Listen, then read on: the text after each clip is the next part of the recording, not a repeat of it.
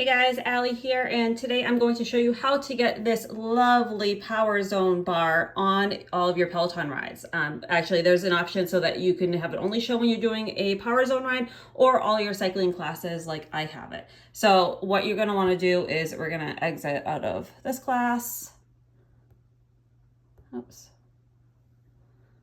Okay, so go right down here into the dots. You're going to go into profile settings. And this you do on the bike.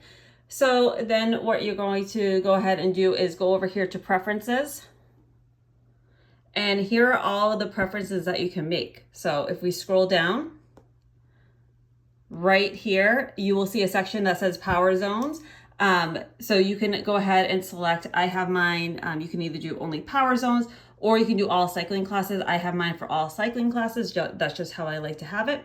And then down here, you can go ahead and select what you want the power zones to be.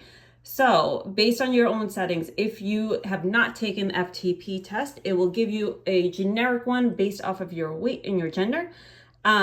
And then I've been doing power zones for a while, so I have my estimated based off of my previous FTP test, which I do need to update, but I've been marathon training.